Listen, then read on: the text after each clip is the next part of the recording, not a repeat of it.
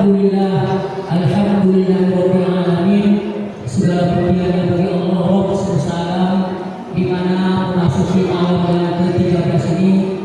Alhamdulillah, pasti kemuliaan masih ramai bagi Allah Bapak Ibu. Ini sebuah prestasi bagi kita, ya, karena biasanya musim itu tentu sudah mulai agak-agak lengang, mulai agak sepi. Tapi alhamdulillah masih ramai. Salawat dan salam kita aturkan kepada Nabi kita Nabi Muhammad sallallahu alaihi wasallam. Allahumma shalli ala sayyidina Muhammad wa ala ali sayyidina Muhammad kama shallaita ala sayyidina Ibrahim wa ala ali sayyidina Ibrahim wa barik ala sayyidina Muhammad wa ala ali sayyidina Muhammad kama barakta ala sayyidina Ibrahim wa ala ali sayyidina Ibrahim fil alamin innaka Hamidum Majid. Baik, sebelum kami mengumumkan bagul Ramadan, kami minta tolong dulu sama bapak dan ibunya yang ada anaknya kira-kira ke masjid itu kalau bisa jangan diberikan bedong atau petasan atau apa, karena mengganggu. Syukur-syukur kalau nggak ada sakit jantung. Kalau ada yang bawa apa kita ibunya udah sepuh sakit jantung, bang di sana bang sini nanti repot. Jadi tolong bantu kami, jangan berikan anaknya petasan atau bedong atau sejenisnya, ya, karena mengganggu kita untuk beribadah di masjid. Kita ingin beribadah dengan khusyuk. Salah satunya kita minta bapak-bapak, ibu-ibu, kalau anaknya ke masjid kira-kira mau membunyikan bedong itu jangan diberikan bedong. Itu salah satu antisipasi. Baik, yang kedua, memasuki malam ke-13 ini kita akan banyak kegiatan-kegiatan. Sekali lagi kami berharap semoga bulan suci, bulan yang baik ini, bulan penuh segala bulan ini, Ramadan mulia ini, mudah-mudahan bapak ibu yang ada di lapangan rezeki untuk memberi lebih kepada masjid Aulia, karena mulai tidak berapa lagi akan banyak kegiatan kita yang memang itu perlu dana, dan pengurus biasanya semakin lama terus juga ketahanan pengurus untuk 29 atau 30 bulan tanya diuji apakah tahan atau kemudian satu tinggal nanti satu dua orang. Itu kita minta tolong bapak ibu. Ini kita adakan acara pertama waktu Ramadan malam ke-12 berjumlah Rp488.000. Alhamdulillah, semoga menjadi amal jariah bagi bapak dan ibu semuanya. Satu malamnya kita keluarin presiden sekitar 650.000, include semuanya, ya, paling tidak segitu. Yang ketiga, bahwa sudah dibuka kegiatan mulai pesantren kilat dan perlombaan untuk anak-anak kita. Pendaftarannya melalui anak kita Alfat sampai tanggal 15 Maret 2025. Jadi mulai malam ini bagi anak-anak kita yang mau ikut lomba atau mau ikut pesantren kilat, silakan menghubungi Alfat. Nanti tanya yang mana Alfat, ya. Jadi kita sudah buka sampai tanggal 15 Maret. Acara yang selanjutnya buka bersama anak yatim di Masjid Aulia, itu insya Allah hari Senin tanggal 17 Maret 2025. Insya Allah 17 Maret 2025. Kemudian kegiatan selanjutnya yaitu Nuzul Quran pada malam yang ke-18, insya Allah Senin malam Selasa tanggal 17 Maret juga, 17 Maret 2025. Ini bertepatan dengan 18 Ramadan kita mengadakan Nuzul Quran. Jadi karena kegiatannya sudah mulai banyak, kita butuh dana yang lebih banyak. Jadi mudah-mudahan bapak ibu yang punya lapangan rezeki mohon bantuannya. Kami kemudian mohon maaf. Assalamualaikum warahmatullahi wabarakatuh. Waalaikumsalam.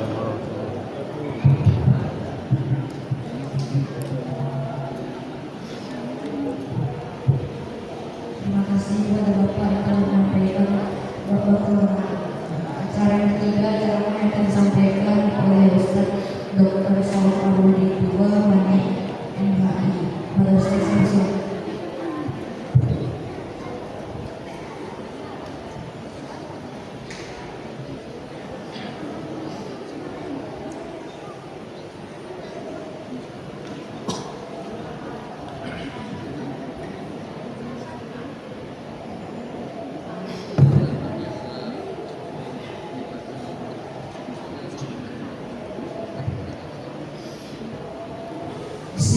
Bismillahirrahmanirrahim. Assalamualaikum warahmatullahi wabarakatuh. Waalaikumsalam warahmatullahi wabarakatuh. Alhamdulillahirabbil alamin. Wassalatu wassalamu ala asyrofil anbiya'i wal mursalin wa ala alihi wa sahbihi ajma'in. Amma ba'du. Terlebih dahulu dan yang paling utama, marilah kita senantiasa mengucapkan puji dan rasa syukur kita kepada Allah Subhanahu wa taala karena di malam hari ini, malam yang ke-13, Allah Subhanahu wa taala senantiasa memberikan begitu banyak nikmatnya kepada kita semua. Yang kalau kita hitung, mungkin nikmat itu tidak akan pernah bisa kita hitung secara matematika. Oleh karena itu, Bapak Ibu jamaah rahmat Allah Subhanahu wa taala, marilah kita mengucapkan rasa syukur itu dengan meningkatkan amalan-amalan kita, khususnya di bulan Ramadan ini. Salawat dan salam tak lupa pula kita sampaikan kepada Rasulullah Sallallahu Alaihi Wasallam. Semoga kita semua mendapatkan syafaatnya di hari kemudian nanti. Amin, amin ya rabbal alamin. Yang saya hormati para pengurus Masjid Aulia yang insyaallah dirahmati oleh Allah Subhanahu wa taala. Kita doakan Bapak Ibu niat baik daripada pengurus semuanya untuk melakukan rumah Allah ini Allah jadikan sebagai pahala yang sangat besar, kemudian nantinya Allah tempatkan masuk surga.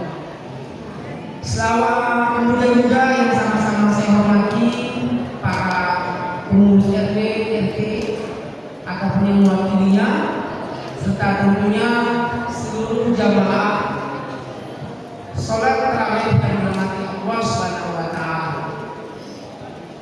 Bapak Ibu, sebelum saya memulai ceramah, izinkan saya terlebih dahulu bertanya kepada anak-anak kami. Kalau saya tanya, siapa idola anak-anak sekarang? Siapa nak? Siapa? Nabi Muhammad Sallallahu Alaihi Wasallam. Alhamdulillah. Mudah-mudahan apa yang disampaikan oleh anak-anak kita tadi, bahwa idola mereka adalah Nabi Muhammad Sallallahu Alaihi Wasallam, sesuai dengan tema kita di malam ini, yaitu menjadikan Rasulullah sebagai idola. Nah, Bapak Ibu, kalau kita lihat memang fenomena saat sekarang ini banyak anak-anak yang berbeda dengan anak-anak yang ada di masjid ini. Kalau kita tanya sebagian besar anak-anak menjawab siapa idolamu, ada yang menjawab pemain bola, artis, pemain TV, atau tokoh-tokoh politik lainnya. Itu salah Pak. Salah Bapak Ibu kalau ada kita mengidolakan artis, mengidolakan pemain TV. Ya, tidak salah kalau seandainya idola yang mereka sebutkan tadi itu tidak menjadikan mereka lari dari ketentuan-ketentuan agama kita. Banyak yang terjadi ketika ditanya siapa idolamu, si A misalnya. Apa yang menjadi hobi si A, bagaimana pakaiannya, bagaimana pakaiannya, ditiru habis-habisan. Bahkan ada di berita, ada artis yang meninggal, kemudian artis itu adalah idolanya, dia pun ikutan sakit. Nah ini fenomena yang sudah lari dari tuntutan agama kita. Agama kita memberikan sebuah petunjuk, kalau mau memilih siapa idola, maka tidak ada kandungannya, hanyalah Muhammad SAW.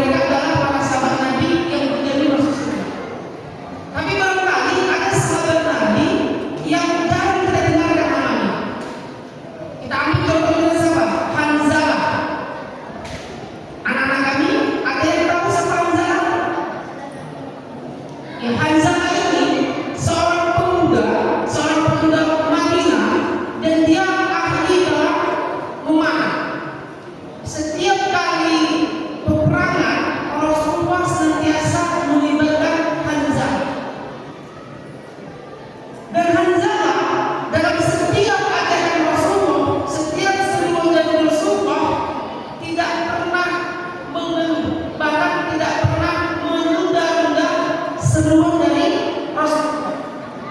Mengapa Bapak Ibu?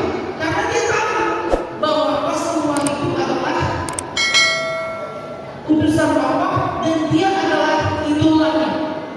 Hanzalah sangat memahami apa yang disampaikan, apa yang dibuat, ataupun apa yang dilakukan, baik kecil maupun besar, yang oleh Rasulullah lakukan, kemudian Hanzalah lakukan pula.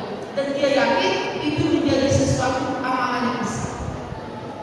Pada suatu hari Bapak Ibu, ketika Hanzalah ini menikah dengan Jamilah nama istrinya, mohon maaf saya kalau agak pintar bahasanya. Begitu dia selesai akad, kemudian malam harinya dan di pagi harinya sebelum waktu sholat subuh masuk, Rasulullah mengajak Hanzalah untuk ikut perang. Nah, apakah Hanzalah yang baru menikah kemudian diajak Rasulullah ikut perang, dia mengeluh, memberikan alasan, ya Rasulullah saya belum menikah, boleh nggak bulan depan atau minggu depan? Hanzalah nggak pernah ngomong seperti itu. Tapi begitu ini seruan dari Rasulullah, Hanzalah langsung mengatakan satu pun tidak, tetapi yang dilakukan adalah langsung bergerak bersama Rasulullah untuk perang. Yang setelah ceritanya Bapak Ibu, Hanzalah kemudian meninggal dunia akan sahih pada waktu perang. Nah Bapak Ibu, Rasulullah sedih ketika Hanzalah meninggal, tetapi menjadi kenangan atau yang menjadi penasaran dari Rasulullah itu adalah ketika Rasulullah melihat Hanzalah itu dimandikan oleh para malaikat dan tempat mandinya itu terbuat dari emas. Nah, Rasulullah penasaran nih, mengapa sahabat ini dimandikan oleh para malaikat dan tempatnya itu terbuat dari emas. Karena Rasulullah penasaran, ditemuilah istrinya kan. Dan Rasulullah bertanya kepada Jamilah, istri daripada Hanzalah. Karena Rasulullah bertanya, tentu Hanzalah istrinya menjawab tanpa ragu. Apa kata Rasulullah? Wahai Jamilah, saya melihat suami kamu itu dimandikan oleh para malaikat, kemudian tempat mandinya itu terbuat dari emas. Apa sebenarnya yang dilakukan oleh suami? Apa kata Hanzalah? Kata Jamilah, ya Rasulullah, di malam pertama kami, suami saya selalu menceritakan kebesaranmu, selalu menceritakan begitu luar biasanya dirimu, dan pada waktu kami telah melalui malam-malam kami, ketika Rasulullah mengajak Hanzalah suami saya, dia belum sempat mandi junub. Nah, karena dia belum sempat mandi junub, maka kemudian para malaikat memandikan Hanzalah. Bapak Ibu yang dirahmati Allah Subhanahu wa taala, yang perlu kita bersaksi kisah daripada Hanzalah ini adalah bukan sekedar seruan daripada Rasulullah, tapi hampir setiap apa yang dilakukan oleh Rasulullah, Hanzalah lakukan. Nah, kalau kita melihat Bapak Ibu, sunnah-sunnah Rasulullah itu begitu banyak.